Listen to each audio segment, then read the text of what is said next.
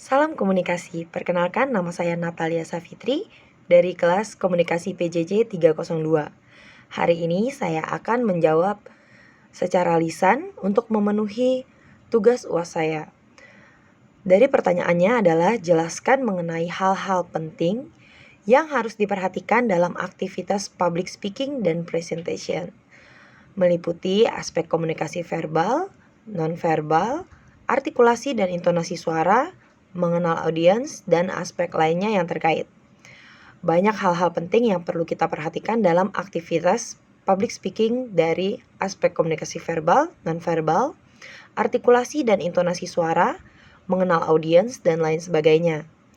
Public speaking sendiri adalah sebuah bentuk komunikasi yang dilakukan secara lisan tentang sesuatu hal atau topik di hadapan banyak orang yang bertujuan untuk mempengaruhi, mengubah opini, mengajar, mendidik, memberikan penjelasan, serta memberikan informasi kepada masyarakat tertentu pada suatu tempat tertentu. Menurut Albert Mahredian, 55% dilihat dari body language dan face expression. Lalu 38% dari voice tone, modulation, dan pause. Dan 7% dari words atau kata-kata yang kita berikan pada saat kita melakukan public speaking. Komunikasi verbal lebih baik kita dapat menyampaikannya secara langsung atau berbicara secara langsung tanpa perantara. Lalu dari aspek nonverbal, sangat penting sekali mengkomunikasikan perasaan dan sikap khususnya ketika terjadi ketidakselarasan. Jika kata dan tubuh tidak sesuai, maka orang akan lebih condong percaya pada bahasa tubuh kita.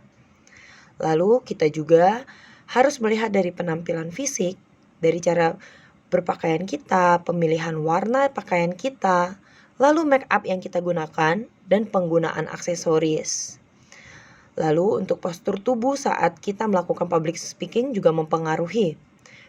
Seperti bahasa tubuh yang negatif seperti sentuh kamera kerah kemeja kita, lalu menyilangkan lengan, menggaruk kepala, menyentuh hidung, tangan yang dimasukkan ke saku, ataupun tangan yang diletakkan di pinggang, itu mempengaruhi bahasa tubuh yang memberikan hal-hal negatif untuk para audiens kita. Untuk artikulasi dan intonasi suara, itu juga sangat penting, di mana artikulasi adalah kejelasan suara dan intonasi adalah nada suara. Kejelasan suara sangat kita butuhkan di public speaking. Lalu untuk intonasi adalah nada suara kita yang setiap orang memiliki karakteristik tersendiri, di mana suara orang-orang sangat unik. Dan dengan latihan mendongeng atau kita juga bisa melatih pengucapan dengan nada yang khas dapat menciptakan keunikan tersendiri bagi diri kita. Kita juga harus dapat menghadirkan cerita dengan melibatkan emosi, menciptakan, membangun dan menghujamkan emosi ke dalam hati audiens kita. Dengan kita mengenal para audiens kita, apakah mereka sangat senang dengan topik yang kita bicarakan atau tidak. Untuk meningkatkan kemampuan public speaking sendiri, kita perlu latihan dan memahami audiens, melatih gaya dan bahasa tubuh kita, mempelajari teknik public speaker ternama, latihan berbicara di depan kaca, menarik nafas sedalam-dalamnya sebelum maju, menguasai materi dan mengulanginya, meningkatkan keberanian untuk menghadapi seseorang, lakukan ritual yang membuat kita nyaman, dan kita mencoba untuk siap berbicara kepada audiens kita. Terima kasih.